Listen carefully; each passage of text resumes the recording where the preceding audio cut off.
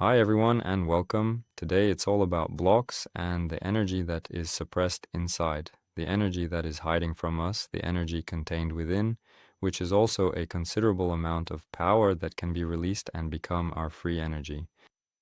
And this energy is freed when we overcome our fear, for example, or manage to let go of your resentment. When it leaves, you might even recall a time when you were offended by someone.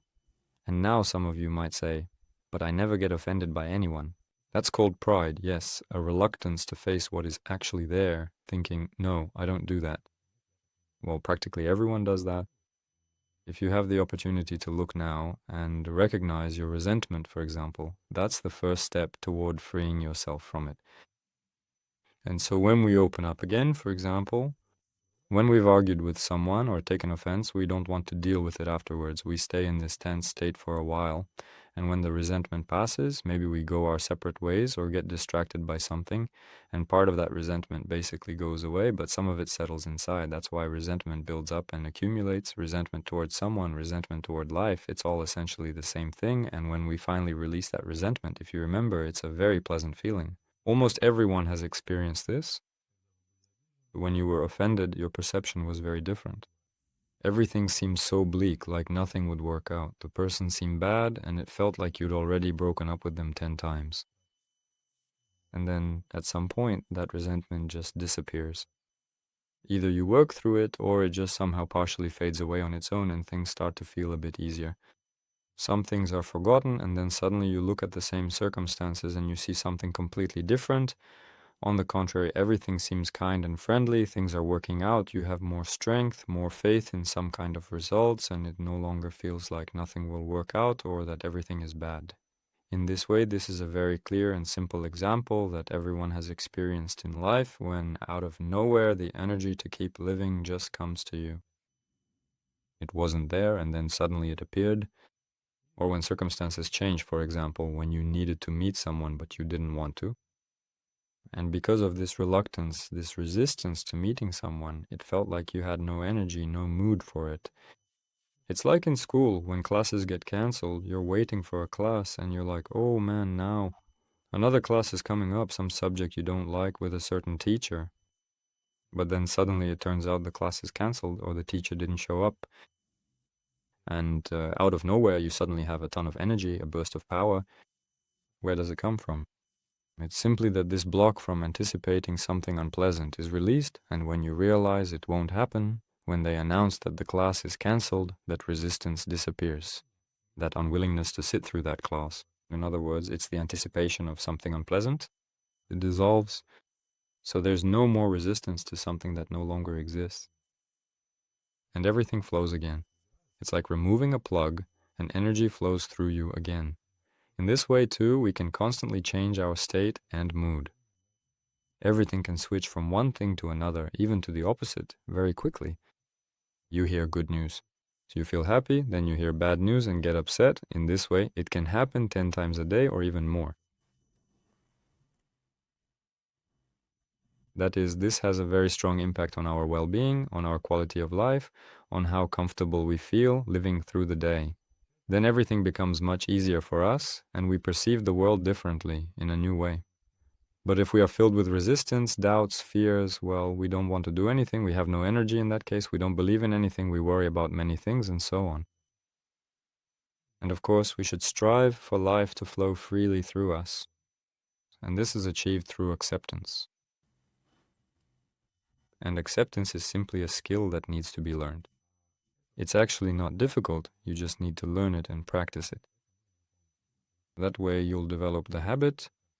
There is a tricky moment where many, especially beginners, stumble, not yet knowing how it's done. The fact that attention always goes outward. There's a habit of judging what's out there, why it happened, why I need it, what life is showing me, and all of this turns into overthinking instead of truly noticing your sensations and opening up to them. So we need observation. At first, it takes a lot of time to really learn how to experience this genuinely. And there are many details which a person either doesn't notice that they are starting to resist, or they do notice but don't want to do it any other way. In other words, they don't want to accept They say, yes, I want to accept, but in reality, they're fighting these circumstances. They say, no, how can I forgive this person? How can I let these feelings in? After all, they're wrong. And that's where it all ends, all this acceptance. In other words, they refuse to go further and try to take the next step.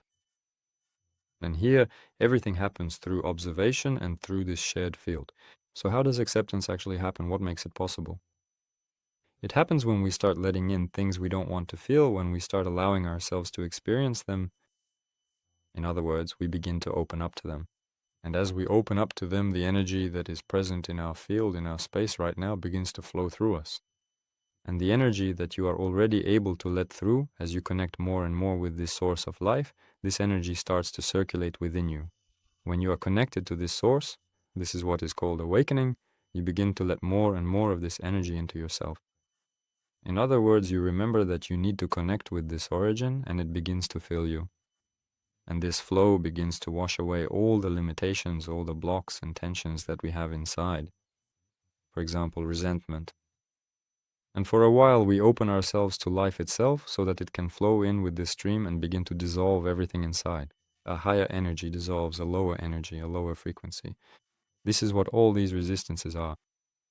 The cleansing field, which is shared, is transmitted through awakened consciousness, even now during this broadcast, and even more so during practical, closed practice sessions, when people who truly need it come, who dedicate their time and resources to attend and engage in this training.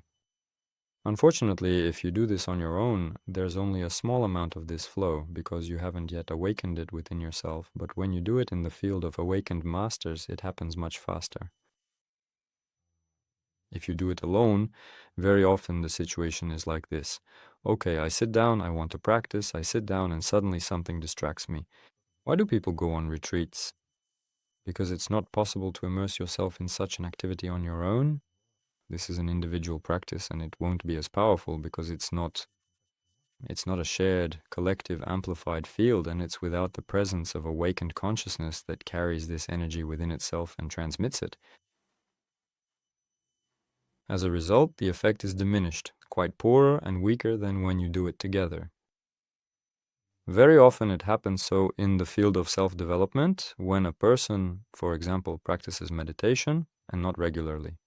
Only meditation. In other words, the only actions they take are meditations, prayers of some sort, affirmations, I don't know, maybe chanting mantras, but not steps toward their actual goal. So if we want to achieve something, we also need to take some steps in the outer world. This is about energetic actions. It's still about taking consistent, deliberate, and steady actions step by step toward that goal. And at the same time, we observe all the resistance we have because it's what pulls us away from our result. So if we're talking about achieving a goal right now, you definitely can't do it without acceptance because when it comes to achieving especially outstanding goals, the ones where we set the bar high for ourselves, well, like going out to buy an ice cream and eating it, that's not difficult. Anyone here right now can manage to do that. But if we're talking about something more difficult, something that seems hard to achieve from our current perspective and our current understanding, because all of this is very relative, then it will require much more attention and much more effort from us. It will require more resources and more dedicated work on ourselves. Because the only reason we don't have something right now is our own resistance. Because if life flows freely through us and we have absolutely no resistance to what we want, then it manifests immediately. It would already be here if we didn't have any resistance, blocks, disbelief, or programs about it. So, if you've been trying to achieve something for a long time and it still hasn't worked out, and it keeps failing over and over, and you're already tired of wanting it, you even feel a kind of aversion to this goal, and you've stopped believing it's possible at all, that means there are still some resistances, blocks, or beliefs that haven't been resolved yet. And just trying to push through it all externally to overcome it by force with difficulties that arise in the process is almost useless. Life is like an incubator that constantly nurtures us, turns us into grown-ups, more advanced beings, not just people, but something more than human. If we don't grow in this process, life deliberately throws difficulties our way, gives us ideas of things we really want. It's a very natural evolutionary process for us. So I hope you got the idea of how it works, didn't you?